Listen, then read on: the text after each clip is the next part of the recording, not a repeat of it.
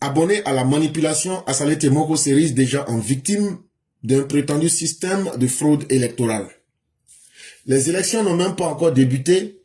Assalé Temoko commence déjà à dire que il y a déjà une fraude qui a été réalisée pendant les élections de la présidentielle du 25 octobre 2025. Et donc, s'il commence déjà à attaquer la CEI, cela va lui permettre de mettre dans les esprits que tout le monde est contre lui. Il va discréditer les institutions de l'État, lui qui est supposément député, et il n'est pas à ses premiers faits. Les années passées, il a fait la même chose en accusant le RHDP de faire du convoyage d'électeurs qu'il n'a jamais pu prouver. Et encore cette année, il revient. Et je crois qu'il est temps que M. Assalé Temoko, qui avait falsifié des numéros d'électeurs et qui avait falsifié des numéros de carte d'identité, comme nous l'a dit le Conseil constitutionnel, devrait plutôt être préoccupé. Et c'est en cela que nous avons dit que quand on donne trop de liberté à des individus, c'est totalement normal qu'ils en abusent. Si l'État avait poursuivi Assalé Temoko pour les fraudes sur les cartes, les numéros de cartes d'identité, lors du parrainage et bien d'autres méfaits, s'ils avaient été poursuivis pour ces faits-là, Assalé Temoko ne serait pas là aujourd'hui en train d'accuser inutilement la CEI. Dans quelques jours, on aura les élections pour élire les députés à l'Assemblée nationale. Assalé Temoko sera aussi candidat comme les deux autres dans la circonscription de Morokoro et de Tiasalé. Ils sont trois candidats. Il y a Assalé Temoko, il part en tant que candidat indépendant. Il y a M. Alpha Sanogo, qui est le candidat du RHDP.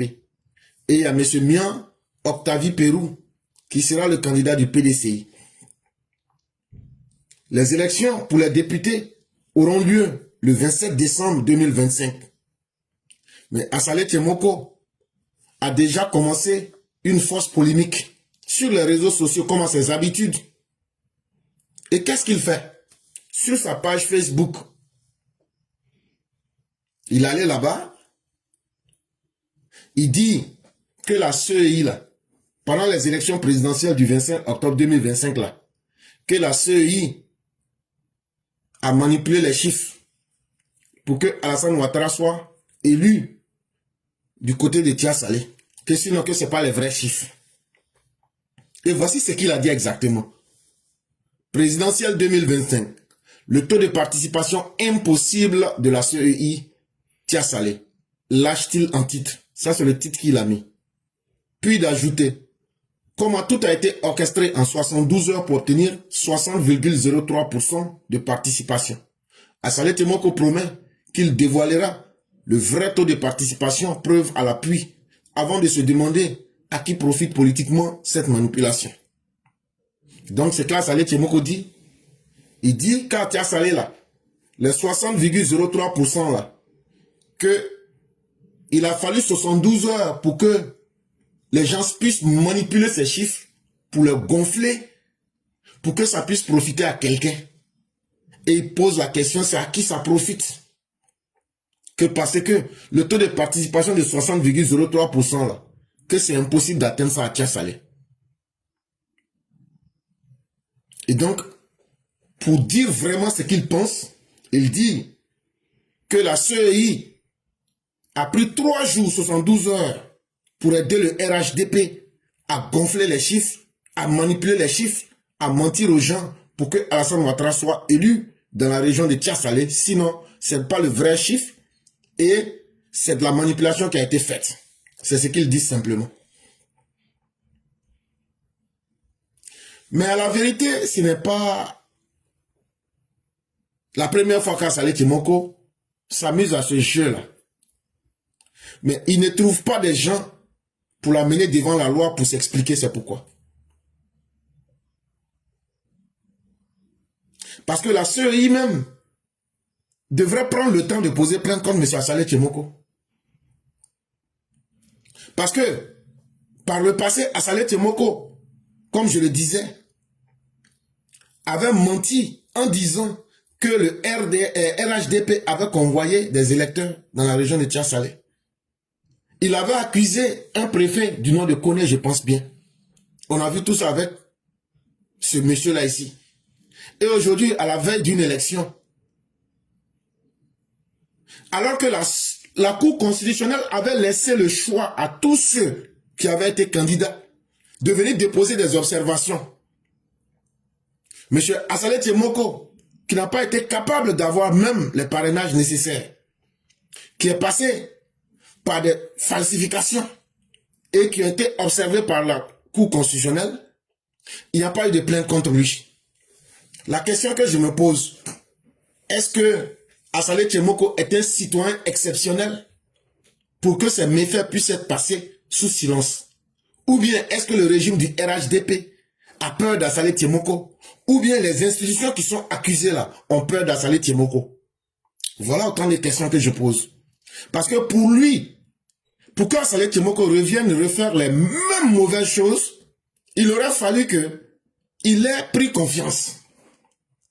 Et cette prise de confiance-là vient du fait qu'il pose des actes qui ne sont pas bons et il ne voit pas de conséquences en face.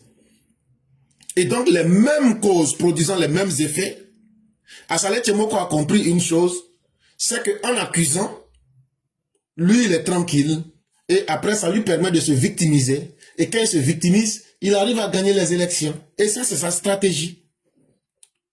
Et c'est une stratégie médiatique bien huilée. Et il en est passé maître.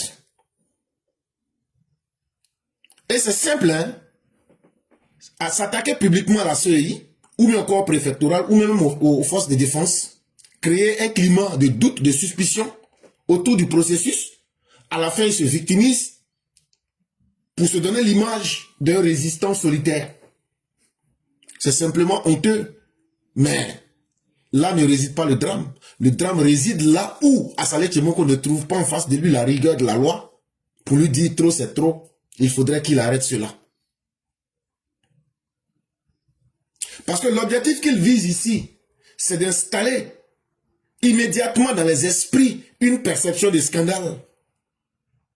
Mais Assalé Tchemoko, nous attendons tes preuves. Hein? Parce que tu ne peux pas parler, te donner le bon rôle, t'attaquer à des institutions de façon frontale sans être capable d'envoyer les preuves. Et donc cette fois-ci là, on attend que tu envoies la preuve. Et comme les institutions ont peur de toi, et ils n'arrivent pas à prendre leurs responsabilités pour poser plainte contre toi, cette fois-ci là, nous-mêmes on va t'exiger que tu nous apportes les preuves. Parce que tu sais des choses que la République ignore. Et en tant que député de la République, tu ne peux pas garder cela par devers toi. Tu ne peux pas garder ça sur toi. Et c'est toi-même qui l'as dit. Et donc on attend tes preuves. En réalité, de quoi est-ce que tu as peur? Tu as peur de perdre ces élections? Tu doutes de quelque chose ou quoi? On te demande, pendant les 5 ans, là, ce que tu as fait à Tchassalé, là, ou même ce que tu as fait à l'Assemblée nationale, là, tu as été député, là, c'est la meilleure stratégie. Prends ces faits, là, pour convaincre les gens. Tu as été député, tu as été maire à Tchassalé. Pendant ces 5 ans, là, prends ce que tu as réalisé, là, que tout le monde voit, là. Ce que tu as été capable de faire, là, c'est ce qu'il faut prendre et puis montrer aux gens pour dire, quand toi tu es député, là, vraiment c'est une bonne chose. Parce que ça a envoyé quelque chose qui a changé positivement la vie des gens. Quand tu as été député à l'Assemblée nationale, là, viens nous montrer les propositions de loi que tu as eu à faire. Viens nous montrer les projets de loi que tu as montrés, même si ça n'a pas été voté. Viens nous montrer ce que tu as pu apporter aux Ivoiriens. Sachant que tu ne peux pas aller sur ce terrain. Tu veux encore glisser sur le terrain honteux de la manipulation des masses. en accusant la CEI. Mais je vais te dire une chose. Même ceux qui ont été candidats là, et puis qui sont allés à ces élections-là, eux-mêmes là, la Cour constitutionnelle leur a dit, si vous avez des observations, ou bien si vous avez des choses que vous avez à reprocher au processus électoral là, venez et venez envoyer les preuves. Il n'y en a même pas eu, il n'y a même pas eu une observation. Les organisations internationales qui ont suivi ces élections n'ont pas vu les différentes, leurs différents rapports sont là. Assalé Temoko, tu n'es rien et tu ne pourras rien prouver. Arrête ce jeu-là. Tu es en train de faire simplement du vuvuzela. Sinon, si tu es vraiment garçon là, et que tu n'es pas en train de mentir et de manipuler les gens là, tu n'allais pas dire non, je vais apporter les preuves. Tu allais mettre ça devant tout le monde. Et ça, on t'attend sur ce chemin-là. Viens avec ces preuves-là et mets-les en face. Parce que ce comportement-là, ça prouve que tu n'as pas confiance en toi-même. Parce que quand tu as confiance en toi-même, là, ce que tu dis là, tu mets en même temps. Et si tu avais vraiment les preuves, pour la personne qu'on te connaît, tu n'aurais pas hésité. Et donc, qu'est-ce qui te fait hésiter à mettre ces preuves? C'est la peur, c'est ta peur. Tu as peur de perdre ces élections. Tu as peur parce que tu n'arrives pas à mobiliser ton électorat. Et donc, c'est devenu facile pour toi de te convaincre toi-même qu'en t'attaquant à une institution ou bien en t'attaquant à l'État, ça devient le plus faible qui s'attaque au plus fort. Et comme ça, les gens vont se dire, tu vas attirer la sympathie des gens sur toi. Et comme ça, la peur qui t'anime de perdre ces élections-là, si tu perds ces élections, comme de la monnaie, tu n'as pas été capable de mobiliser, même ne serait-ce que pour le parrainage, ce serait facile pour toi de dire, ah ouais, c'est parce qu'ils ont manipulé. Mais c'est une stratégie malhonnête. Parce que si tu gagnes, tu vas dire, ah ouais, mais c'est parce que j'ai été vigilant. Ça là, c'est une stratégie des gens faibles. Si tu es vraiment ce que tu prétends être là, il faut aller mobiliser ta base. Il faut aller sur la base de ce que tu as fait dans ces 5 ans là. Il faut aller, tu convaincs les gens, tu mets ça devant tout le monde. Les gens à Tchass ne sont pas bêtes. Hein. Faut pas penser que les gens à Tchass allaient là. Faut pas penser que eux prennent l'eau glacée, les mettent ça dans leur oreille et puis boivent ça.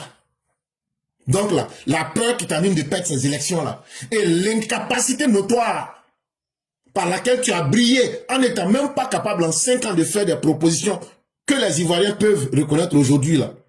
Tu as été maire là, tu peux même pas prendre tes faits d'armes pour les présenter aux populations là.